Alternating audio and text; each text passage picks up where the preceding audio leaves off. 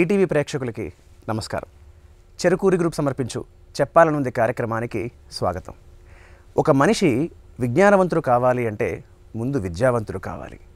విద్య ఉంటే తెలివితేటలు వస్తాయి, మేధస్సు వస్తుంది, ధైర్యం వస్తుంది, అన్నిటికీ మించి ఆత్మవిశ్వాసం కలుగుతుంది. అలాంటి విద్యని అందరికీ పంచాలి అనే ఒక సత్సంకల్పంతో మన తెలుగు రాష్ట్రాల్లో విజ్ఞాన్ విద్యా సంస్థలు స్థాపించారు శ్రీ లావు రత్తయ్య గారు. తెలుగు రాష్ట్రాల్లోనే ఇంటర్మీడియట్ కాలేజీలో మొట్టమొదటి రెసిడెన్షియల్ విధానాన్ని ప్రవేశపెట్టింది విజ్ఞాని. ఒక మారుమూల గ్రామంలో జన్మించినప్పటికీ చదువు మీద ఉన్న ఆసక్తితో వారు చదువుకుని ఆ చదువుని అందరికీ పెంచి పోషించాలనే ఒక మంచి మనస్తత్వంతో విజ్ఞాన్ విద్యా సంస్థలు స్థాపించి కొన్ని లక్షల మందికి వారి జీవితాల్లో విద్యా జ్యోతులు వెలిగించారు. 25 ఏళ్ల వయసులోనే డాక్టర్ రత్తయ్య గారు ఎంసెట్ విధానాన్ని ప్రారంభించారు.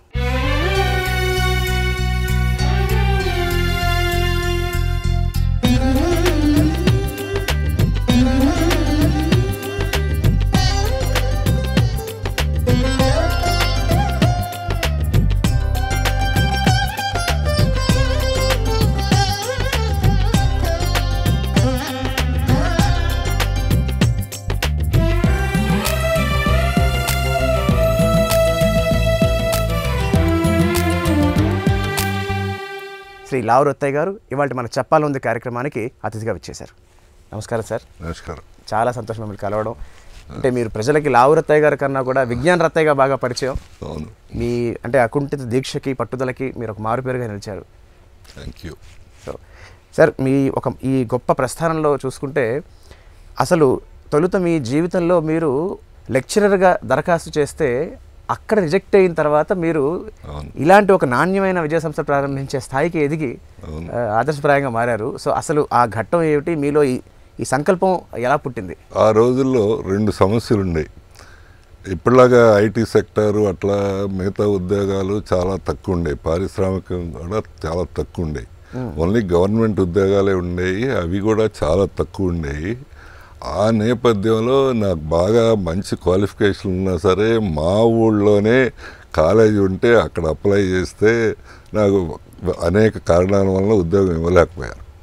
కమిటీ మెంబర్స్ అందరూ మా ఇంటి పేరు వాళ్ళే, మా తెలిసిన వాళ్ళే. వాళ్ళు నన్ను సముదాయిస్తుంటే నేను ఆ వయసులో ఏం చెప్పానంటే, మీరు 15 మంది కలిసి నాకు ఒక్కడికి ఇవ్వక్కర్లేదు, నేనే ఏదో ఒక రోజు 20 మందికి ఉద్యోగాలు ఇస్తానని దృఢ సంకల్పంతో మాట్లాడారు.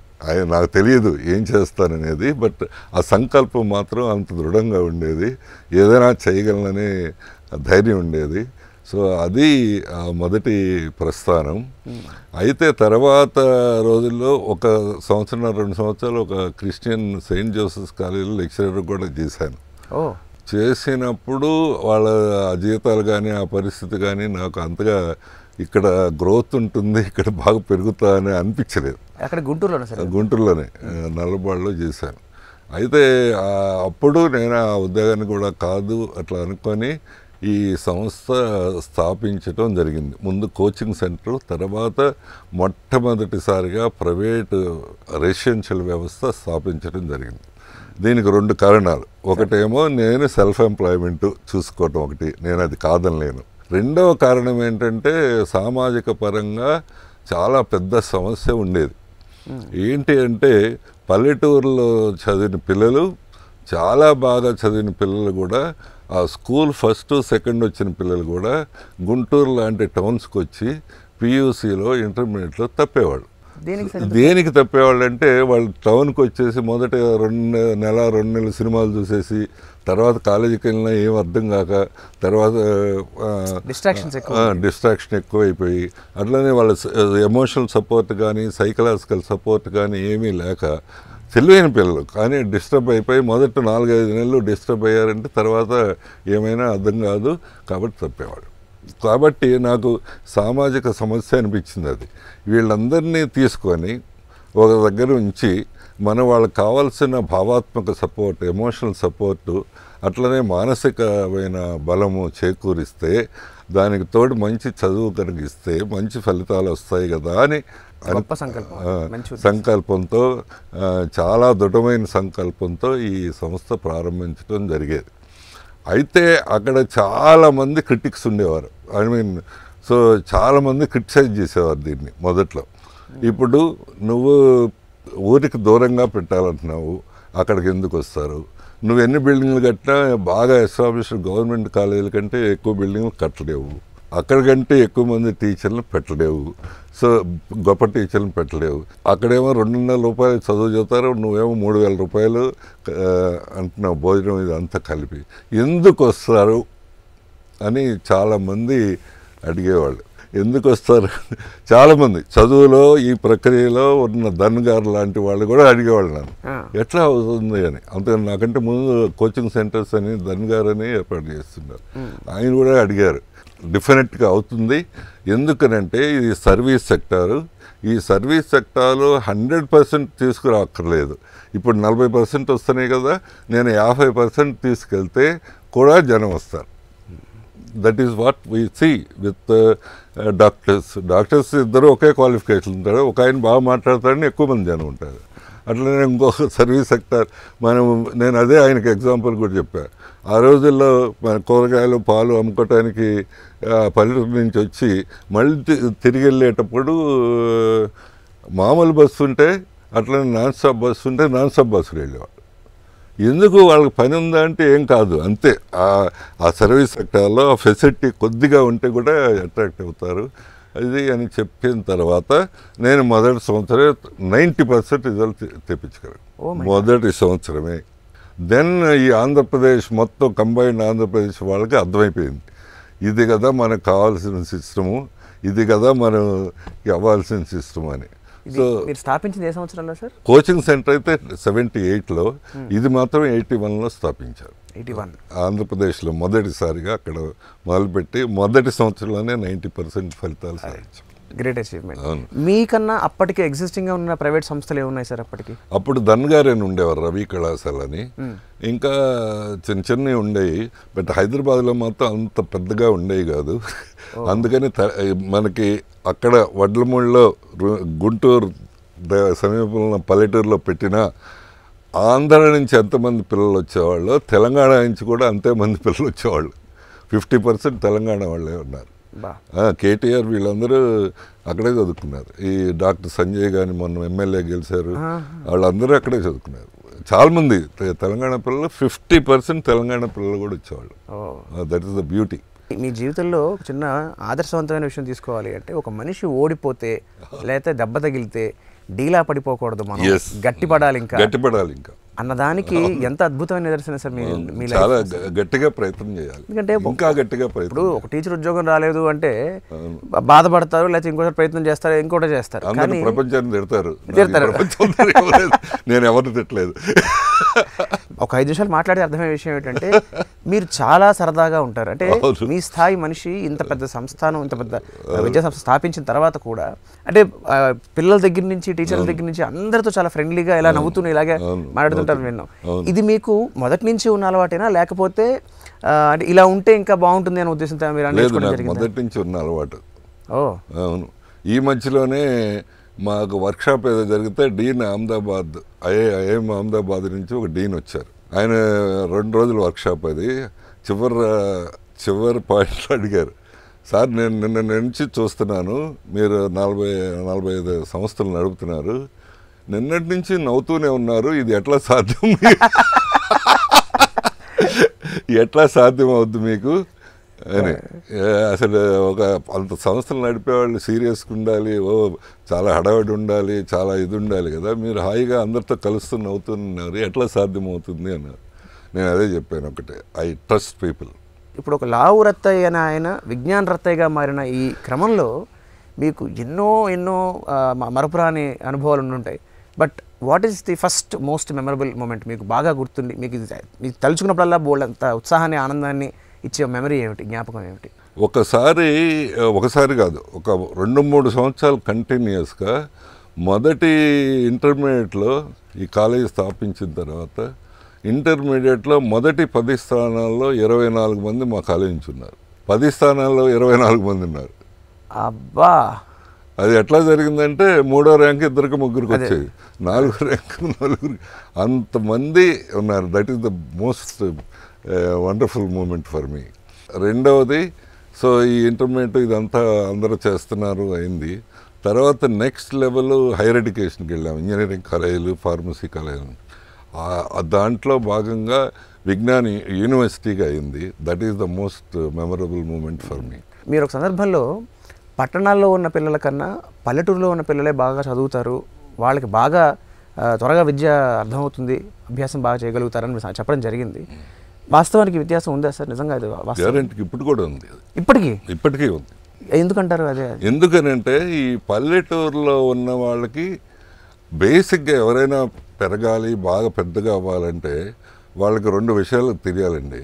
ఒకటి పేదరికం అంటే ఏంటి, హంగర్ అంటే ఏంటి, ఆకలి అంటే ఏంటి, అది తెలియాలి. రెండవది పల్లెటూరులో చదువుతున్న పిల్లలకి అసలు మొత్తం నేచర్ గురించి వాళ్ళకి ఏం పాఠాల్లో చెప్పకపోయినా అర్థమవుతుంది. Natural built part and parcel of the life. పట్టణంలో అబ్బాయికి ఎలాసిటీ అంటే ఏంటో చాలా చెప్పాలి, ఎక్స్ప్లెయిన్ చేసి. పల్లెటూరులో చదివిన అబ్బాయికి చెట్టు ఎక్కుతాడు, వాడు దాన్ని దుగుతాడు. Knows what is the life. So ఆ లైఫ్ని గురించి తెలిస్తేనే ఆ ఫైర్ అంటూ ఉంటుంది లోపల. సో నేను పైకి రావాలి, నాకు ఐడెంటిటీ కావాలి, నాకు రికగ్నిషన్ కావాలి, నేను గొప్పవాడిని అవ్వాలి అనే ఫైర్ ఉంది. మీరు సక్సెస్ఫుల్ పీపుల్ని ఎప్పుడైనా తీసుకోండి, లేకపోతే సక్సెస్ఫుల్ ఐఏఎస్ ఆఫీసర్ని తీసుకోండి, లేకపోతే సక్సెస్ఫుల్ బిజినెస్ పీపుల్ని తీసుకోండి. దాంట్లో 80%, 85% గ్రామీణ ప్రాంతాల నుంచి, పల్లెల్లో నుంచి వచ్చిన వాళ్ళే ఉంటారు. ఎవరు ఏ సెక్షన్లో తీసుకున్నారు ఇప్పటికీ అలాగే ఉన్నారు. ఇప్పటికీ అలాగే ఉంటుంది. సో ఆ ఉద్దేశంతోనే ఈ విషయాన్ని ఎంత నమ్ముతాను అంటే, ఇట్లా ఉండాలి మనుషులు, ఇట్లా పెరగాలి అనేది ఎంత నమ్ముతానంటే, మా పిల్లలు పుట్టేటప్పటికి నేను చాలా భాగ్యవంతుడిని. నాకు బాగా డబ్బులు వచ్చినాయి, కార్లు ఉన్నాయి, అన్నీ ఉన్నాయి. కానీ మా అబ్బాయిని మా ఇంట్లో ఉంచలేదు. ఒక 12,000 13,000 జీతం వచ్చే ఒక టీచర్ వాళ్ళ ఇంట్లో ఉంచారు for 7 years 8 years. Formative period అంతా, మెయిన్ చైల్డ్హుడ్ అంతా మీతో లేడారు ఆయన. మొదటి 4-5 years ఉన్నారు, తర్వాత అంతే. So I made it. So అందరూ మా ఫ్రెండ్స్ అందరూ తెలిసిన వాళ్ళందరూ క్రిటిసైజ్ చేశాడు. ఒక అబ్బాయి, నువ్వు అమ్మాయిలు ఉన్నారు, 2 అమ్మాయిలు ఉన్నారు, నువ్వు ఏంటి ఇట్లా చేస్తున్నావు అని. But you should know what is life అంటే. అక్కడ ఏం జరుగుతుంది, వాళ్ళ పిల్లలతో పాటు నేల మీద పండుకోవాలి, వాళ్ళ పిల్లలతో పాటు చన్నీళ్ళు స్నానం చేయాలి, వాళ్ళ పిల్లలతో పాటు ఒకే కప్ తినాలి, పచ్చిడితో తినాలి. They know what is life. Based on that ఇప్పుడు ఆయన ఎంపీ అయ్యారు, మెంబర్ ఆఫ్ పార్లమెంట్. సో అది విశేషం, ఎలక్షన్లో గెలవటం విశేషం అవునో కాదు, అదే పీపుల్ డిసైడ్ చేస్తారు. కానీ అంతకంటే మించి ఇప్పుడు ఆయన కామన్ పీపుల్కి చాలా దగ్గరగా ఉంటాడు, చాలా బాగా అర్థం చేసుకుంటాడు. కామన్ పీపుల్ ఏదైనా ప్రాబ్లం చెప్తే, మామూలు వాళ్ళు ఏదైనా ప్రాబ్లంతో వస్తే, సో వాళ్ళకి మర్యాద ఇవ్వటం కానీ, వాళ్ళకి సమస్య తీర్చడం కానీ, yes it is wonderful. Yes, because he knows what is poverty, he knows what is common man, he knows what is it. That's it. I believe in that. Okay.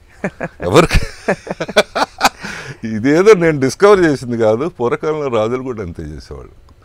వాళ్ళ గురువుగారు రాజుగారి దగ్గరికి వచ్చేవాళ్ళు కాదు, రాజుల పిల్లలే గురువుగారి దగ్గరికి. అంటే గురుకులం ఉండేది కాబట్టి, అప్పుడు ఆ విధానం ఉండేది కాబట్టి నేనేం డిస్కవర్ చేయలేదు దీన్ని. అయితే కొత్తగా ఇంకో రకంగా సార్, చదువు, డబ్బు, హోదా ఈ మూడిట్లో దేనికి లేదు అనే మాట ఉండకూడదు అని మీరు ఒక సిద్ధాంతాన్ని పట్టుకున్నారు. అసలు ఈ లేదు అనే మాట ఉండకూడదు అనే ఒక సిద్ధాంతం ఏమిటి, దాని వెనకాల ఉన్న కథ ఏమిటి? బాగా పని చేయాలి, కష్టపడి చేయాలి, విలువలతో చేయాలి. దాంతో ఇవన్నీ చేస్తే మనం మామూలుగా ఏం చేస్తారు చాలామంది అంటే, నాకు డబ్బు రావాలి కాబట్టి నేను ఇది సంస్థ స్థాపిస్తున్నాను, లేకపోతే బిజినెస్ పెడుతున్నాను, ఇది చేస్తున్నాను అంటారు. But the reverse should be true. మనం మంచి పని చేస్తున్నాం కాబట్టి, విలువలతో చేస్తున్నాం కాబట్టి, 10 మందికి పనికొచ్చే పని చేస్తున్నాం కాబట్టి డబ్బు ఆటోమేటిక్గా వస్తుంది. That is my belief. వద్దన్నా డబ్బులు వస్తాయి. మనం 10 మందికి ఉపయోగపడాలి, మంచిగా పని చేయాలి, విలువలతో కూడా ఉండాలి. సో అట్లా చేస్తే డబ్బు దానంతట అదే వస్తుంది. అట్లానే చదువుతో పాటు డబ్బు విలువ తెలియటం అనేది చాలా ముఖ్యం ఎవరికైనా. ఇప్పుడు మీ బాల్యం విషయానికి వెళితే, మీకు మీరు చేరడమే స్కూల్లో చాలా ఆలస్యంగా చేరారని, అవును. చాలా లేట్గా చేశారని చదువుకున్నారని తెలిసింది. సో అసలు మీ బాల్యం, మీ విద్యాభ్యాసం ఇవన్నీ ఎక్కడ గడిచాయి, ఎలా గడిచాయి? నా బాల్యం అంతా పెదరందిపాడు మా ఊర్లోనే జడ్పీ హై స్కూల్లో గడిచింది. మామూలు సాధారణంగా గడిచింది.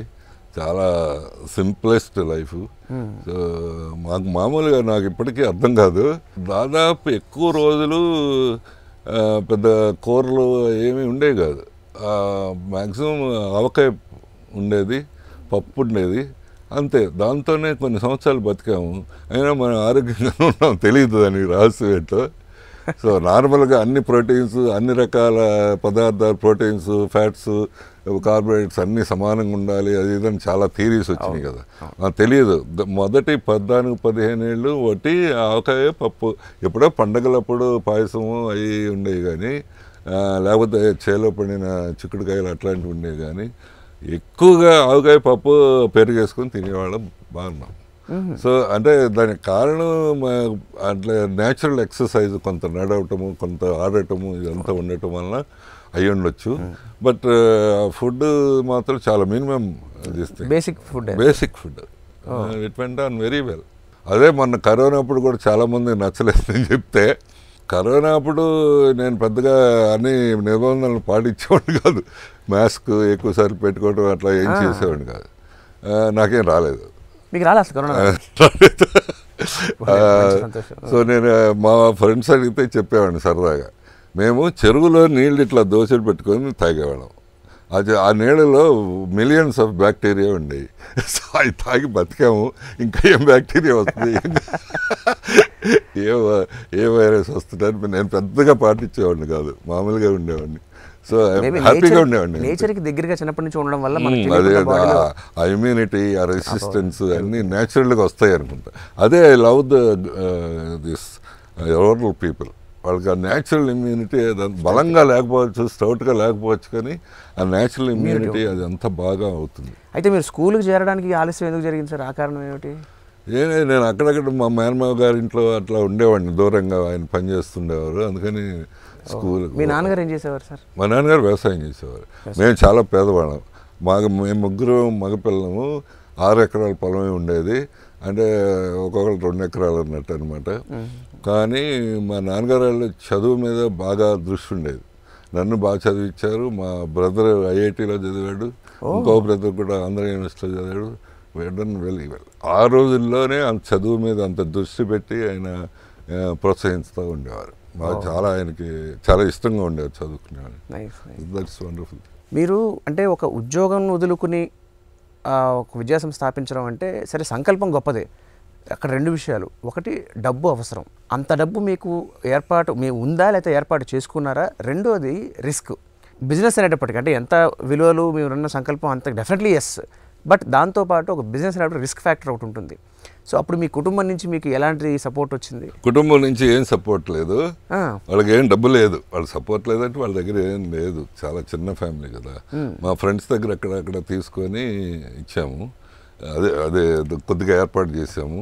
దాంతో ఆ రిస్క్ అనేది ఎస్, నేను అప్పుడే కాదు, మొదట్లోనే కాదు, ప్రతిసారి రిస్క్ చేసేవాడిని. ఏ వెంచర్కి వెళ్ళినా అది ఫెయిల్ అయితే మళ్ళీ జీరోకి రావటమే, అట్లా చేసేవాడిని. అయ్యో, అంత రిస్క్ చేసేవాడిని. కానీ భగవంతుడి దయ వలన ఏ వెంచరు అది ఫెయిల్ అవ్వలేదు, నాకు ఆ ప్రాబ్లం రాలేదు.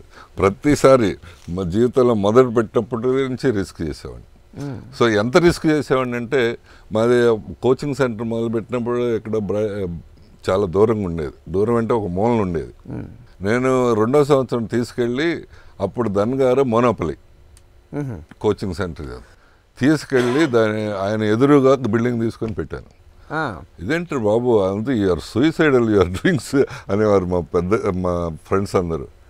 అంత పెద్ద ఆయన ముందు పెడతావేంటి అని. So no, I will do it. నేను ఆయనతో పాటు సమానం చేయగలను, ఆయనకంటే బెటర్గా చేయగలను, అందుకని పెట్టేశాను. ఆయన ఏమనలేదు మీకు? అప్పటికే ఆయనతో పరిచయం ఉంది? బాగా పరిచయం ఉంది. ఆయన ఏమనలేదు. ఆయనకు నేను చెప్పేవాడిని, మీరేంటండి మెట్రికులేషన్ ఈ కోచింగ్ సెంటర్తో ఎన్నాళ్ళు ఉంటుంది ఇది, నేను ఇందాక చెప్పాను కదా ఇన్స్టిట్యూషన్ క్యారెక్టర్, మీరు నెక్స్ట్ లెవెల్కి వెళ్ళండి, మంచి పిల్లలు తీసుకొని బాగా ట్రైన్ చేసి, మెట్రికులేషన్ తప్పిన వాళ్ళని తీసుకొని మళ్ళీ చదివిస్తే పాస్ అయితే ఏం చేస్తారు, మళ్ళీ వాళ్ళు ఇంటర్మీడియట్లో తప్పుతారు. లేకపోతే డిగ్రీలో తప్పుతారు, ఆపేస్తారు, సమాజానికి ఉపయోగం ఉండదు. సో కాబట్టి మీరు మంచి పిల్లల్ని తీసుకొని మంచి వసతులు పెట్టి వాళ్ళకు మంచిగా సపోర్టింగ్గా ఉంటే ఈ దేశానికి సమాజానికి చాలా ఉపయోగం, వాళ్ళు చాలా గొప్ప గొప్ప వాళ్ళు అవుతారు అని చెప్పాడు. That is truth. అది నేను ఐ రియలైజ్డ్. ఈ దేశంలో చాలామంది ఉన్నారు, చాలా పెద్ద పెద్ద ఇండస్ట్రియలిస్ట్ అయిన వాళ్ళు, చదువుకున్న వాళ్ళు, పెద్ద పెద్ద పొలిటీషియన్స్ అయ్యారు, సినిమా యాక్టర్లు అయ్యారు, అందరు అయ్యారు. కానీ ఇంతకంటే అమెరికాలో ఎక్కువ మంది సెటిల్ అయ్యారు నాకు చదువుకున్నారు. ఎస్. సో వాళ్ళు బాగా ఉద్యోగాలు చేయటమే కాదు, అక్కడ చాలా ఎంటర్ప్రినర్స్కి అయిపోయి చాలా పిచ్చిగా సంపాదించారు. సో వాళ్ళందరూ మిమ్మల్ని ఎప్పుడైనా వచ్చి కలిస్తే మీకు ఎలా అనిపిస్తుంది సార్? మీ దగ్గర చదువుకున్నాం, మెయిన్ ఇన్స్టిట్యూట్ చదువుకున్నాం, మీ దగ్గర విద్య నేర్చుకున్నాం, చాలా కలుస్తుంటారు, చాలా ఫ్రీక్వెంట్ కలుస్తుంటారు. మీ స్టూడెంట్స్, ఓల్డ్ స్టూడెంట్స్ బాగా కలుస్తుంటారు. చాలా చాలా ఆనందంగా ఉంటుంది. సార్ మీరు మీ దగ్గర చదువుకున్న వాళ్ళలో సినిమా యాక్టర్ కూడా ఉన్నారని మీరు ఇప్పుడే ప్రస్తావించడం జరిగింది. అవును. సో మాకు తెలిసి జూనియర్ ఎన్టీఆర్ కూడా మీ దగ్గర చదువుకున్నారని విన్నాం. అవును. సో మీకు ఆయన ఉన్నప్పుడు ఉన్న జ్ఞాపకాలు ఏమైనా గుర్తున్నాయా? చాలా బాగా తెలివైన అబ్బాయి, బాగా నాట్యం అదంతా డ్యాన్స్ అద్భుతంగా నేర్చుకున్నాడు. సో అయితే వాళ్ళ ఫాదర్ నాకు మంచి ఫ్రెండ్ హరికృష్ణ, అందుకని తీసుకొచ్చి నా దగ్గర పెట్టాడు. సో అయితే ప్రాబ్లం ఏంటంటే అబ్బాయి చిన్న అబ్బాయి కదా, 16 years. అప్పుడే తనకు ఉండేది కొంత దీంట్లో వెళ్ళాలని, వాళ్ళ మదర్ కూడా ఇంట్రెస్టెడ్గా ఉండేది సినిమాల్లోకి వెళ్ళాలి అని. అయితే నేను ఒకసారి చెప్పాను, నువ్వు గ్యారంటీగా గొప్ప యాక్టర్ అవుతావు, దాంట్లో సందేహం లేదు, కానీ ఏదో ఒక డిగ్రీ అట్లా చదువుకుని ఉంటే ఆమె లైఫ్లో స్టెబిలిటీ వస్తే అని చెప్పడం. అయినా అట్రాక్టివ్గా ఉంటుంది కదా. అప్పుడు బాపు గారు తను పెట్టి బాలరామాయణ ఏదో సినిమా గుణశేఖర్ గారు చేశారు, దాంట్లో నేను కూడా చేశాను సార్. అవునా? సో చేస్తే అది న్యాచురల్గా ఆ వయసులో అట్రాక్టివ్గా ఉంటుంది కాబట్టి. ఇంకా చిన్నపిల్లడు ఆయన, కానీ అప్పట్లో బాగా అల్లరిగా ఉండేవాడు ఆయన. మీ దగ్గర అలాగే ఉన్నారా? అల్లరిగానే ఉండేవారు, చాలా అల్లరిగా ఉండేవారు. నాకు బాగా కట్టుకొచ్చాడు, బాత్రూంలో పడ్డాను కాబట్టి నేను ఇంటికి వెళ్ళాలి అని. నాకు తెలుసు అది కరెక్ట్. తీసుకెళ్ళి ఆ బెడ్ అదే ఆ బ్యాగ్ పక్కన పెట్టి వెళ్ళిపోయా. ఇంకా ఇట్స్ అ గుడ్ బాయ్. అయితే వీళ్ళందరూ చాలా బుద్ధిగా చదువుకునేవాళ్ళు. కేటీఆర్ వీళ్ళందరూ, అబ్బాయి డాక్టర్, కోరట్ల ఎమ్మెల్యే చేశారు, వీళ్ళందరూ చాలా చాలా బుద్ధిగా చదువుకునేవాళ్ళు. సార్ మీరు చిన్నతనంలో మీ తరగతిలో మీరు ఫస్ట్ కాకపోయినా, మీ దగ్గర కావాల్సిన పుస్తకాలు లేకపోయినా మీకు మార్కులు మాత్రం బాగా వచ్చాయి. ఆ కిటుకు ఏమిటి సార్? ఏం లేదు, అది నేను మా వాళ్ళకి కూడా చెప్తా, మా మనవాళ్ళకి వీళ్ళందరికీ. అది సింపుల్. క్లాసులో వినేటప్పుడు ఫుల్ కాన్సన్ట్రేషన్తో వినాలి. వింటే దాదాపు లెర్నింగ్ అక్కడే కంప్లీట్ అవుతుందని నా చిన్నప్పటి నుంచి నా అనుభవం. నాకు అట్లా జరిగింది. నాకు పుస్తకాలు నాకంటూ ఉండే కాదు, నోట్స్లు ఉండే కాదు, మా ఫ్రెండ్స్ దగ్గర తీసుకొని పరీక్షలు అప్పుడు చదువుతూ ఉండేవాడిని అంతే. ఇప్పుడు కూడా మా గ్రాండ్ సన్కి అదే చెప్తాను, నువ్వు క్లాసులోనే రావాలి నీకు పాఠం. ఆయనకే కాదు, మా ఫ్యాకల్టీ కూడా, యూనివర్సిటీ ఫ్యాకల్టీ కూడా అదే చెప్తా. మీరు పాఠం చెప్పటం అంటే ఏదో కంటెంట్ డెలివర్ చేసి రావటం కాదు, వాళ్ళకి లెర్నింగ్ కంప్లీట్ అయితేనే, నేర్చుకోవడం పూర్తయితేనే మీరు పాఠం చెప్పినట్టు. 50 నిమిషాల తర్వాత టెస్ట్ పెడితే మీరు ఏం చెప్పారో దాని మీద 70% కనుక ఆన్సర్లు సరిగ్గా రాయగలిగితే మీ క్లాస్ సక్సెస్ఫుల్. అంటే 70%కి వస్తే, లేకపోతే మీ క్లాస్ ఫెయిల్యూర్. ఇదొక సిస్టమ్ ఉందా? అంటే క్లాస్ అయిపోయాక మళ్ళీ ఇమీడియట్గా కనెక్ట్ చేస్తారా సార్? వాళ్ళే చేయమని చెప్తాం. ఎప్పటికప్పుడు చేస్తారు.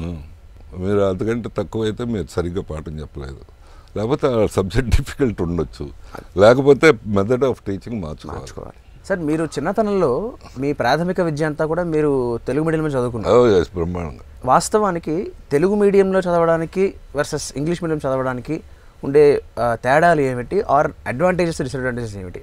తెలుగు మీడియంలో మదర్ టంగ్లో చదివితే ఎప్పుడు ఆ గ్రాస్ప్ చాలా బాగుంటుందండి, ఆ కాన్సెప్చువల్ గ్రాస్ప్ చాలా బాగుంటుంది. ఎర్లీ ఏజ్లో మదర్ టంగ్లోనే చదివితే చాలా మంచిది. అది ఫారిన్ లాంగ్వేజ్లో చదివితే కొద్దిగా కమ్యూనికేషన్ అది బెటర్గా ఉండొచ్చు, కానీ మదర్ టంగ్లో చదివిన వాళ్ళకంటే ఆ కాన్సెప్ట్ ఫార్మేషన్ మాత్రం కొద్దిగా డిలే అవుతూ ఉంటుంది, కొంచెం ఇబ్బందిగా ఉంటుంది. అందుకని చాలా దేశాలు కూడా ఎర్లీ ఏజెస్లో మదర్ టంగ్నే ఫాలో అవుతారు. ఫ్రాన్స్ ఉంది మదర్ టంగ్ ఫాలో అవుతారు, జపాన్ ఉంది మదర్ టంగ్ ఫాలో అవుతారు, అన్నీ బాగా డెవలప్డ్ కంట్రీస్ కూడా మదర్ టంగ్లోనే చేస్తారు. అయితే అట్లా అని ఇంగ్లీషు వద్దని నేను అంటలేదు. ఇంగ్లీష్ ఒక సబ్జెక్టుగా ఉండొచ్చు, ఆ సబ్జెక్టుగా ఉన్నప్పుడు నేర్చుకోవచ్చు చాలా వరకు, అదే ప్రాబ్లం ఉండదు. అంటే మనకి ఇప్పుడు మన దేశంలో ఉన్న పరిస్థితుల్లో అంటే ఎక్కువ గ్లోబలైజ్ అయిపోయిన కారణంగా ఏమవుతుందంటే మనకి ప్రధానమైన మోడ్ ఆఫ్ కమ్యూనికేషన్ ఇంగ్లీష్ అయిపోతుంది. అవును. సో కాబట్టి ముందు మాతృభాషలో నేర్చుకుంటే తర్వాత ఈ ట్రాన్సిషన్ ఉంటుంది కదా, మళ్ళీ ఇంగ్లీష్లోకి మారడం అది చాలా ఇబ్బందికరంగా అవ్వదా? ఏం లేదు, ఆ ట్రాన్సిషన్ కొద్ది నెలల్లో ఉంటుంది అంతే, సంవత్సరాలు కూడా ఉండదు ఆ ట్రాన్సిషన్ పీరియడ్. బాగానే ట్రాన్సిషన్ అవుతుంది. ఓన్లీ థింగ్ ఆ ఐడియాస్ కానీ లేకపోతే ఆ కాన్సెప్ట్స్ కానీ ఆ కంటెంట్స్ కానీ ఫామ్గా ఉండాలి ఎర్లీ ఏజ్లో. ఒకప్పుడు అంటే సరే మీ చిన్నతనం చాలా దూరం అనుకోండి, కొంచెం దగ్గరికి వస్తే మా చిన్నతనంతో పోల్చినా కూడా ఇవాళ చదువు తాలూకు ఖరీదు చాలా పెరిగిపోయింది. అంటే కాలేజీల దాకా అక్కర్లా, స్కూల్ నుంచో చూసుకుంటే కనుక మనం ఇంకా పెరుగుతున్న కొద్దీ, క్లాసులు పెరుగుతున్న కొద్దీ, ఇంకా కాలేజీలకు వస్తున్న కొద్దీ చాలా పెరుగుతుంది. దీనికి కారణం ఏమిటి? ఇదేమన్నా కొంచెం అరికట్టే అవకాశాలు ఉన్నాయా? ఒకటండి, దీంట్లో రెండు అంశాలు. ఒకటి, ఈ లాస్ట్ 30 yearsలో చాలా సోషల్ చేంజ్, సామాజికమైన మార్పు. ఈ 30 ఏళ్ల కిందట ఈ పల్లెటూరులో ఎవరికైనా డబ్బులు ఉన్నాయంటే వాళ్ళు ఏం చేసేవారంటే ముందు పొలం కొనేవాళ్ళు, తర్వాత బంగారం కొనేవాళ్ళు, తర్వాత ఇల్లు కట్టేవాళ్ళు, అంతే. తర్వాత లాస్ట్ ప్రయారిటీ చదువు ఖర్చు పెట్టేవాళ్ళు. ఈ 30 yearsలో బ్రహ్మాండమైన చేంజ్ వచ్చింది పల్లెటూరులో కూడా, పేదవాడికి కూడా. ఏంటి అంటే నాకు ఈ పొలం లేకపోయినప్పల్లా, బంగారం లేకపోయినప్పల్లా పిల్లలకి చదువు ఉంటే మంచిది అనేది చాలా గొప్ప సామాజికమైన మార్పు అది. సో ఇది నేను 40 ఏళ్ల కింద చెప్పా బ్యాంకర్స్కి, నాకు 30 లక్షలు ఖర్చు పెట్టి 5 లక్షలు లోన్ కావాలయ్యా అంటే ఇవ్వలేదు వాళ్ళు. వాళ్ళు అప్పుడు పర్సెప్షన్ ఏంటి, నేను చదువు చెప్తానంటున్నాడు, డబ్బులు వస్తాయంటున్నాడు, ఎట్లా తీరుస్తాడు మనకి అని. అందరినీ ఆఫీసర్లు అందరినీ పిలిచి చెప్పా, నేను ప్రీపే చేయలేను కాదు, మీకు ఈ కాన్సెప్ట్ అర్థం కాలేదు, చదువు మీద ఈయనకి ఎట్లా డబ్బులు వస్తాయి అనేది మీకు అసలు అర్థం అవ్వలేదు. 30 ఏళ్ళ తర్వాత 40 ఏళ్ళ తర్వాత ఏమవుద్దని నేను ఇప్పుడు చెప్తున్నాను, రాసుకోండి అని చెప్పా. 30 ఏళ్ళ తర్వాత ఒక మిడిల్ క్లాస్ వాడు, ₹1,00,000 జీతం వచ్చేవాడు సగం జీతము పిల్లల చదువులు ఖర్చు పెడతాడు. ఫీజులకు కానీ, బట్టలకు కానీ, పుస్తకాలకు కానీ ఇట్లా ఖర్చు పెడతాడు. అది అవుతుంది ఇప్పుడు. 40 ఏళ్ల కిందట స్టార్ట్ చెప్పా. That is a good change. అయితే మీరైనా చూసారు, that is the worrying point. అదేంటంటే అబ్నార్మల్ ఫీజులు పెట్టి, చాలా 3 లక్షలు 4 లక్షలు ఫీజులు పెట్టి, అది అంతా ఒక రకమైన ఎక్స్‌ప్లాయిటేషను. అవి వీళ్ళకి డబ్బులు ఉన్నాయి, చాలా ఎక్కువ డబ్బులు ఉన్నాయి కాబట్టి సరే ఆ డబ్బులు ఎక్కువ పిల్లలకే కదా ఖర్చు పెట్టాలని పెడుతున్నారు. దీంట్లో మిడిల్ క్లాస్ వాళ్ళు నలిగిపోతున్నారు. అసలు అటు ఇటు కాకుండా కొంచెం ఇన్కమ్ వచ్చేవాళ్ళు పాపం అదేం పెద్ద 4 లక్షలు కాబట్టి మంచి స్కూల్ అని ఉంటుంది, దాంట్లో మరి పిల్లలు ప్రధానం కాబట్టి దాంట్లో చేర్చాలని ఉంటుంది, వాళ్ళ స్తోమత ఏమో సరిపోదు. సో అది there is some exploitation. I fully agree with that. దీనికి మార్గం ఏంటంటే మనం టీవీల నుంచి లేకపోతే ఇంకో ప్రచార మాధ్యమాల నుంచి తప్పు తప్పు తప్పు అని ఎన్నిసార్లు చెప్పినా అది జరుగుతూ ఉంటుంది. ఇష్టమైనాడు వెళ్తాడు, కడతాడు. అది దీనికి పరిష్కార మార్గం ఏంటంటే గవర్నమెంట్ స్కూల్స్ చాలా అప్గ్రేడ్ చేసి అక్కడ క్వాలిటీ కనుక ప్రూవ్ చేయగలిగితే, క్వాలిటీని ప్రూవ్ చేయాలి, నేను అగైన్ ఐఎమ్ స్ట్రెస్సింగ్, క్వాలిటీని ప్రూవ్ చేయగలిగితే చాలామందికి వెసులుబాటు అవుతుంది. అది ఒక్కసారిగా ఇన్ని వేల స్కూల్స్ ఏ గవర్నమెంట్ చేయలేదు. ఒక 100-200 స్కూల్స్ తీసుకొని అవి మోడల్ స్కూల్స్గా డెవలప్ చేసి వాటిల్లో ఫోకస్ చేసి 2-3 ఏళ్ళు కనుక ప్రూవ్ జరిగితే, వీళ్ళు క్లెయిమ్ చేస్తున్నారు కదా మాకు ఇన్ని ప్రైవేట్ స్కూల్స్, కాలేజీలు, జూనియర్ కాలేజీలు, మాకు ఇన్ని ఎంసెట్ సీట్లు వచ్చినాయి, మాకు ఇన్ని ఐఐటి సీట్లు, అదే గవర్నమెంట్ కూడా క్లెయిమ్ చేయగలిగితే మా స్కూల్లో ఎంతమందికి ఎంసెట్లు వచ్చినాయి, ఎంతమందికి ఐఐటి వచ్చినాయి అని people look at it. That is the only solution. Government is spending 10,000 crores. So అది ఒక్కసారి ఫేజ్ వైజ్ కనుక చేయగలిగితే బ్రహ్మాండంగా that is the solution. Sir మీరు కోచింగ్ ప్రారంభించిన మొదటి సంవత్సరంలోనే మెడిసిన్, డెంటల్ కలిపి మొత్తం 15 సీట్లు సాధించారు. సో అలాంటి ఒక విజయం, అందులో ఫస్ట్ ఇయర్ చాలా చాలా క్రూషియల్ సంవత్సరం అది. సో ఆ విజయం సాధించడానికి మీరు ఎలాంటి కృషి చేసేవారు? అది భలే ప్రత్యేకమైన ప్రోగ్రాము. సో అప్పుడు ఛాలెంజ్గా తీసుకున్నాం. అప్పుడేమో 900-1000 సీట్లు మాత్రమే ఉండేవి మెడిసిన్లో, అంత తక్కువ సీట్లు ఉండేవి. దాంట్లో రావాలి అంటే చాలా కష్టం. అయితే ఒక సంవత్సరం చేసి మిస్ అయిన వాళ్ళు, సరే రెగ్యులర్ సీట్లు వచ్చేసినాయి బాగానే, మిస్ అయిన వాళ్ళు ఒక ఛాలెంజ్ ప్రోగ్రామ్ లాంటిది పెట్టాం. అది ఏంటంటే 20,000 ఇంక్లూడింగ్ హాస్టల్, కోచింగ్ అంతా ఫీజు మొత్తం. నువ్వు అంత ఛాలెంజ్లో మెడిసిన్ సీట్ రాకపోతే డబ్బులన్నీ వెనక్కి ఇచ్చేస్తాం. 20,000 ఫస్ట్ ఇయర్లో మొత్తం ఇచ్చేస్తాం. అంత టఫ్ 900 సీట్లలో. మీకు ఖచ్చితంగా నష్టమే కూర్చుండాలి. ఏం కాదు, చాలా బ్రహ్మాండమైన లాభం వచ్చింది. అవును, 24 మంది మొదలు పెడితే 15 వచ్చినాయి. అబ్బా, ఎస్, అక్కడే మోర్ దెన్ 50%. ఎస్, బ్రహ్మాండంగా వచ్చింది. అసలు పిచ్చి విక్టరీ కదా అది. అసలు ఒక కాలేజీలో 20 మందికి ఆ రోజుల్లో రావడం అంటే చాలా పెద్ద ఇది. సో దానికి ప్రత్యేకంగా ఏం చేసామంటే క్లాస్ రూమ్ టీచింగ్ అవి కాకుండా వాళ్ళు ప్రత్యేకంగా బ్యాచ్ లాగా పెట్టి ఆ టీచర్లే అక్కడికి వెళ్ళి వాళ్ళకు పాఠం చెప్పడంతో పాటు వాళ్ళకు ప్రతిరోజు వాళ్ళ డౌట్స్ క్లారిఫై చేయటం, మళ్ళీ టెస్ట్ పెట్టడం, ఒకే చాప్టర్లో ఒక 4 సార్లు 5 సార్లు ఒక్క సెంటెన్స్ కూడా మిస్ అవ్వకుండా టెస్ట్ జరిగేది. ఇది ఏ సంవత్సరం జరిగింది సార్? ఇది 80s. దెన్ అసలు ఎవడూ నమ్మలేదు, అంత బ్రహ్మాండంగా అయింది. ఐ థింక్ 3వ సంవత్సరంలో అనుకుంటా కదా మీరు. ఎప్పుడు 500 మంది వస్తారనుకుంటే 2000 మంది వచ్చారు ఒకేసారి. అవును. మరి ఎలా అకామిడేట్ చేయగలిగారు అంతమందికి? వసతులు, భోజనం, ట్రైనింగ్ అంతా ఊహించుంటారు కదా మీరు కూడా. 3వ సంవత్సరం బస్సులు ఆర్టీసీ వాళ్ళు సహకరించి అన్ని ఏర్పాటు చేసి ఇదంతా చేసాం. సో అది 2000 వచ్చారు, తర్వాత 10,000 12,000 మంది వచ్చారు. సరే, మేము మాత్రం 400-500 తీసుకునేవాళ్ళం. ఇప్పుడైతే అన్ని కాలేజీలు ఎంతమంది తీసుకోవడం, డబ్బు కట్టించుకోవడం ఏదో చేస్తున్నారు. I don't comment on others. So కానీ మేము అట్లా 400-500 మంది అనుకుంటే అంతమందినే తీసుకునేవాళ్ళం అంతే. మిగతా వాళ్ళందరినీ పంపించేవాళ్ళం. అప్పుడు నాకు ఐడియా వచ్చింది, వీళ్ళందరూ పాపం మన నమ్ముకొని ఇక్కడ దాకా వచ్చి మనం సీట్ ఇవ్వలేక వెనక్కి వెళ్ళిపోతున్నారు, ఏం చేయాలి వీళ్ళ కోసం. అప్పుడు నేను ఈ టెక్స్ట్ బుక్స్ రాయటం మొదలుపెట్టాను. చాలామంది ఐఏఎస్ వాళ్ళు కూడా ప్రిలిమ్స్ ఆ బుక్స్ చదివాడు. చాలా స్టాండర్డ్ బుక్స్ తయారు చేసాం. సో అది ఏమి కోచింగ్ లేకుండా ఆ బుక్స్ సీరియస్గా చదివిన వాళ్ళకి కూడా ఎంసెట్ సీట్ రావటము, ఐఐటీలు రావటం అట్లా అయిపోయింది. ఎస్, అందరికీ అందుబాటులో ఉండాలి అనేది ఆ పర్పస్తో చేసేది. దాంట్లో డబ్బు కూడా వచ్చింది, అది వేరే విషయం. నేను అన్నాను కదా, సంకల్పం బాగుంటే ఆటోమేటిక్గా వస్తుంది. సార్, మీరు ప్రతి సంవత్సరం ఒక కొత్త ఇన్స్టిట్యూట్ స్టార్ట్ చేస్తుంటారు. అది ఒక ఆనవాయితీగా అనుకోవాలా, మరి మీకు ఇష్టమా, ప్రాక్టీస్ అనుకుంటారా? అది నియమం ఎందుకు పెట్టారో తెలియదు, కానీ ఒక గొప్ప సంకల్పం అది కూడా మీది.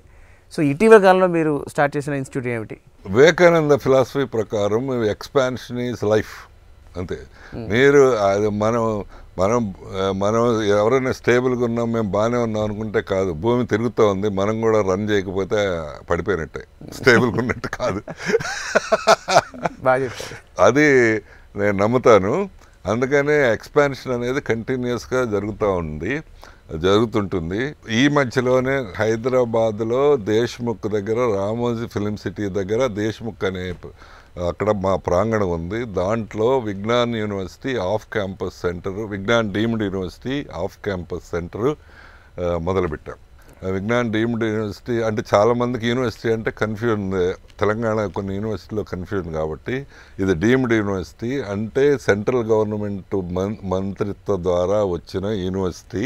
ఇక్కడ కన్ఫ్యూజన్ ఏం లేదు.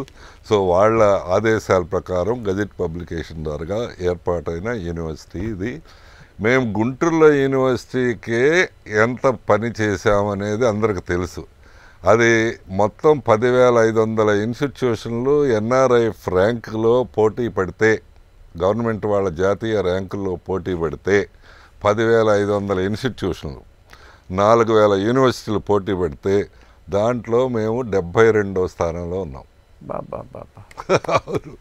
అది గుంటూరు లాంటి ప్లేస్లో ఉండి 72వ స్థానంలో ఉన్నాం. అది అంటే దాని క్వాలిటీ యొక్క నిదర్శనం. సో అది గవర్నమెంట్ వాళ్ళు ఇచ్చే ర్యాంక్, ఎవరు ప్రైవేట్ వాళ్ళు వీళ్ళు ఇచ్చే ర్యాంక్ కాదు. పత్రికలు వాళ్ళు ఇచ్చే ర్యాంకు కూడా కాదు, గవర్నమెంట్ వాళ్ళు ఇచ్చే ర్యాంకు 72వ ర్యాంకులో యూనివర్సిటీ స్థాయిలో ఉన్నాం. దాని ఆ క్వాలిటీని విస్తరించడం కోసం ఇప్పుడు హైదరాబాద్లో ఆఫ్ క్యాంపస్ సెంటర్ పెట్టాం. సో మీరు గ్యారంటీగా అడుగుతారు నెక్స్ట్ ఏంటి అని. నెక్స్ట్ వచ్చే సంవత్సరంకి ముంబైలో పెట్టబోతున్నాం, ఆ తర్వాత సంవత్సరంలో బెంగళూరులో యూనివర్సిటీ పెట్టబోతున్నాం.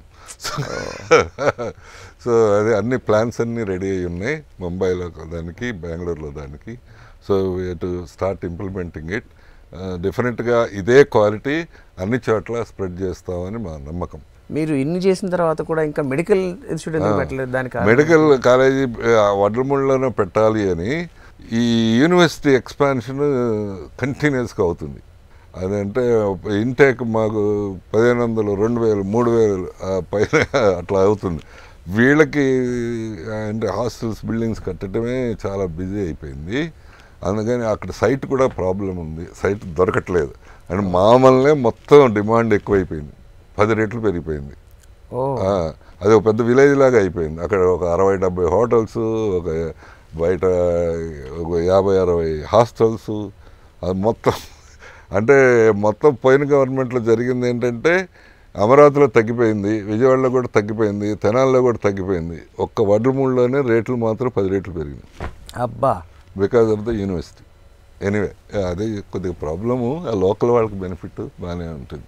మీ అభిప్రాయం ప్రకారం సార్ 21st సెంచరీ ఎడ్యుకేషన్ అంటే ఏమిటి? 21st సెంచరీ ఎడ్యుకేషన్ అది చాలా పెను మార్పులు వస్తున్నాయి. Especially AI, artificial intelligence interference ప్రతి దాంట్లోనూ ఉంటుంది.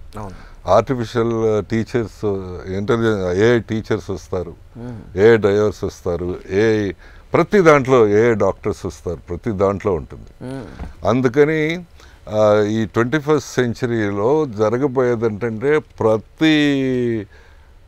ప్రతిరోజు అనొచ్చు, ప్రతి నెల టెక్నాలజీ మారుతూ ఉంటుంది. ఇంతకు ముందు రోజుల్లో ఒకసారి చదువుకుంటే అదే లైఫ్ అంతా ఉపయోగపడేది. అవును. కానీ 21st సెంచరీలో అది నడవదు. ఇప్పుడు బ్రహ్మాండంగా చదవచ్చు, 90% తెచ్చుకోవచ్చు, యూఆర్ ఎక్స్పర్ట్. కానీ 2 ఏళ్ల తర్వాత యూఆర్ ఇర్రెలవెంట్, నువ్వెందుకు పనికిరావు. అబ్సల్యూట్. కాబట్టి 21st సెంచరీ ఎడ్యుకేషన్ ఏంటంటే కంటిన్యూస్గా నేర్చుకుంటూ ఉండాలి. నేర్చుకోవటం అనేది 21st సెంచరీ ఎడ్యుకేషన్. ప్రతి మూమెంట్లోనూ టెక్నాలజీ మారిపోతుంది. సో అది ముఖ్యంగా. అందుకని నేను ఎప్పుడు అంటూ ఉంటాను, ఇప్పుడున్న ఎవరు ఎడ్యుకేటెడ్ పీపుల్ అంటే నాలెడ్జ్ ఉన్నవాడు ఎడ్యుకేటెడ్ పీపుల్, చదువు ఉన్నాడు ఎడ్యుకేటెడ్. అదేం కాదు. ఇప్పుడు నాలెడ్జ్ ఎవడైతే కొత్త నాలెడ్జ్ ఎక్వైర్ చేసే కెపాసిటీ ఉంటుందో వాడు ఎడ్యుకేటెడ్. ఆ కెపాసిటీ బిల్డింగ్ అనేది ఎడ్యుకేషన్. అప్గ్రేడ్ అవ్వడానికి ఎవరికి తాహత ఉంటుందో, ఎవరికి ఓపిక ఉంటుందో, ఎవరికి ఇది ఉంటుందో, కెపాసిటీ ఉంటుందో వాడు నిజమైన ఎడ్యుకేటెడ్. అది 21st సెంచరీలో మారబోయేది. సార్, మీ శ్రీమతి నిర్మల గారిని మీరు లేడీ ఎన్టీఆర్ అని సంబోధిస్తారట కదా? అట్లా మొదట్లో పెళ్ళప్పుడు అట్లా అనిపించింది, అలానే చెప్పారు. సో అలా ఎందుకు అనేవారు? అండ్ ఆవిడ మీ జీవితంలోకి వచ్చిన తర్వాత జరిగిన మార్పులు ఏమిటి? సో ఆవిడ ఏమీ దేంట్లోనూ జోక్యం చేసుకోదు, కానీ నేను నమ్మకం ఏంటంటే ఆవిడ చాలా అదృష్టం అని.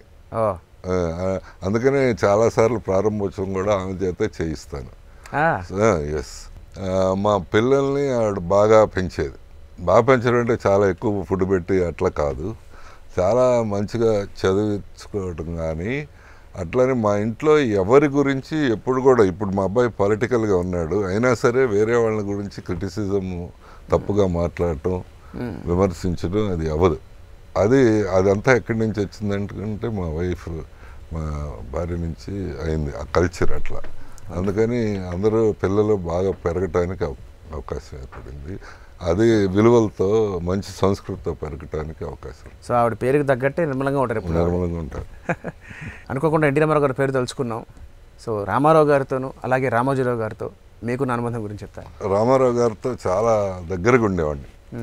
ఎంత దగ్గరగా ఉండేవాడిని అంటే 94 ఎలక్షన్ అప్పుడు మొత్తము క్యాండిడేట్స్ని అందరినీ నేను సర్వే చేసి ఆయనకి ఇచ్చిన వాళ్ళే సెలెక్ట్ చేశారు. ఆయన అంత ఎస్, చాలా సన్నిహితంగా ఉండేవారు. చాలా అంటే ఆయనకి నేనే కాదు, కొద్దిగా చదువుకున్న వాళ్ళు, మంచి ఆలోచనలు ఉన్నవాళ్ళు అంటే బాగా ఇష్టంగా ఉండేవారు. ప్రొఫెసర్స్ అన్న చదువుకున్న వాళ్ళన్నా చాలా ఇష్టంగా ఉండేవారు, నాతో చాలా ఇష్టంగా ఉండేవారు. చాలాసార్లు ఆయనతో కలిసి ఉండేవాళ్ళం, చాలాసార్లు భోజనం చేసేవాళ్ళం, అంత ఇదిగా ఉండేవారు. సో అలాగే రామోజీరావు గారితో మీకున్న సాన్నిహిత్యం? రామోజీరావు గారిని కూడా చాలా విశేషమైన వ్యక్తిత్వం, చాలా గొప్పవారిని. మొన్న నేను ఆయన చివరి అంత్యక్రియలప్పుడు కూడా వచ్చాను. వస్తే నా దగ్గర చాలామంది అందరు ఆఫీసర్లు కూర్చున్నారు. విశేషం ఏంటి గ్రహించారు అన్నాను. రామోజీరావు గారు సరే ఈటీవీ పెట్టారు, ఈనాడు పెట్టారు, చాలా సక్సెస్ఫుల్, అంతకంటే ఏంటి గ్రహించారు అన్నాను. ఊరికనే ఆ పక్కన అని వాళ్ళ ఆలోచనలు ఏంటి మనం అందరూ గ్రహించాలంటే, మనం ఒక విలువకు కట్టుబడి ఉన్నప్పుడు మనం మొత్తం దానికి పెట్టడానికి సిద్ధం అవ్వాలి. మన జీవితాన్ని, మన వ్యాపారాన్ని, మన డబ్బుని. ఓకే, పోయిందనుకొని నిలబడాలి. అట్లా నిలబడ్డాడు ఈయన.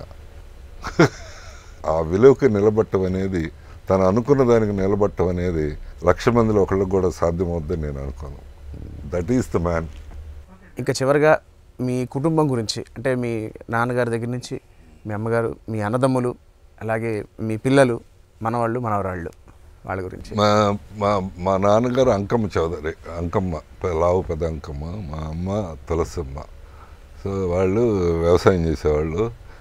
మా అమ్మ అయితే రోజు కష్టపడి పొలం కూడా వెళ్ళి చేసేది. మా నాన్న కూడా చేసేవాడు. అట్లా మమ్మల్ని చదువుకు మాత్రం ప్రోత్సహించేవాళ్ళు. సరే, నేను బాగానే చదువుకున్నాను. నా తర్వాత ఆయన నాగేశ్వరరావు, ఆయన కూడా ఎంటెక్ ఐఐటి ఖరగ్పూర్లో చేశాడు. సో మా మూడో బ్రదరు ఆంధ్ర యూనివర్సిటీలో ఫిజిక్స్ అది చేశారు. ఆయన ఇప్పుడైతే బిజినెస్లో ప్రింటింగ్ అదంతా చేస్తుంటారు. ఇది మా ఫ్యామిలీ. మా పర్టికులర్ ఫ్యామిలీ, మా అబ్బాయి శ్రీకృష్ణదేవరాయలు, అదే ఆయన ఇప్పుడు పార్లమెంట్ మెంబర్ నర్సరావుపేట నుంచి. అదే కాకుండా ఆయన ఇప్పుడు తెలుగుదేశం పార్టీ ఫ్లోర్ లీడర్ కూడా. అవును, చిన్న వయసులోనే 37 ఇయర్స్కి ఎంపీ అయ్యాడు. ఇప్పుడు 41 years. So he became the floor leader. చాలా సీనియర్స్తో, అందరితో, మోడీ దగ్గర నుంచి అందరితో కనెక్టెడ్గా ఉంటారు. అట్లానే మా అమ్మాయి, పెద్దమ్మాయి రుద్రందేవి, ఆమె ఇక్కడ హైదరాబాద్లో స్కూల్స్ అన్నీ చేస్తుంటారు. మా కోడలు మేఘన అని, ఆమె ఆఫ్థల్మాలజిస్ట్, చాలా సూపర్ స్పెషాలిటీ చేసి రోజు 15-20 ఆపరేషన్లు చేస్తూ ఉంటుంది. మా అల్లుడు శ్రావణ్ అని మా కాలేజీలో హెల్ప్ చేస్తుంటాడు. చిన్నమ్మాయి, చిన్న అల్లుడు మామూలుగా ఫ్యామిలీ. ఇది మా ఆవిడ పేరు, చిన్నమ్మాయి పేరు ఇందిరా ప్రియదర్శిని, బాలకృష్ణ అబ్బాయి పేరు. అయితే దీంట్లో ఇంపార్టెంట్ ఇదేంటంటే, మీరు ఎందుకు ఇట్లా పేర్లు పెట్టారని అడుగుతారు. అవును సార్, ఎందుకంటే శ్రీకృష్ణదేవరాయ ఆయన తెలుసు కాబట్టి. ఓకే, మీరు రుద్రమదేవరాయ గారు షాక్ అయ్యాను నేను. శ్రీకృష్ణదేవరాయలు నేను ఎందుకు పెట్టానంటే, నాకు తెలుగు లిటరేచర్ అదంతా ఇష్టం. తెలుగు నాకు తెలుసు. సో మీరు మొత్తం చరిత్రలో చూస్తే మనకు చాలామంది రాజులు ఉన్నారు, కానీ అన్నిట్లోనూ ప్రవేశం ఉన్న రాజు మనం చూస్తే శ్రీకృష్ణదేవరాయలు కనపడతారు. యుద్ధంలోనూ బాగా చేశారు, రచయితగా బాగా, అట్లా నాట్యంలో బాగా, అన్నిట్లో, అన్ని కళల్లోనూ, యుద్ధ కళల్లో, దేవాలయాలు, దాతృత్వం, అన్ని కళల్లోనూ ఉండేది శ్రీకృష్ణదేవరాయలు కనపడతారు. అందుకని ఆయన పేరు అట్లా అవ్వాలి అని పెట్టాను. సో రుద్రమదేవి ఏంటి అంటే తెలంగాణ పేరులాగా అనుకుంటారు. రుద్రమదేవి సినిమా కూడా వచ్చింది, కానీ దాంట్లో రుద్రమదేవి ప్రత్యేకత ఏంటంటే 800 సంవత్సరాల కిందట పీపుల్కి వెల్ఫేర్ స్కీమ్స్ ఉండాలని ఆలోచించి పెట్టారు. ఎవరు ఆ రోజుల్లో రాజులు, నవాబులు వీళ్ళందరంటే వాళ్ళ సౌఖ్యం వాళ్ళు చూసుకునేవాళ్ళు. పీపుల్కి, ప్రజలకి వెల్ఫేర్ స్కీమ్స్ ఉండాలని మొదట ఆలోచన చేసింది మనం రామారావు గుర్తొస్తారు. 800 సంవత్సరాల కిందట రుద్రమదేవి ఆలోచన చేసింది. అందుకని పేరు పెట్టాను. Wonderful sir, thank you. చాలా చాలా సంతోషం సార్, మీ అమూల్యమైన సమయాన్ని నా కోసం, మా కోసం, ప్రేక్షకుల కోసం కేటాయించారు. Thank you. చాలా చాలా సంతోషం సార్. Thank you.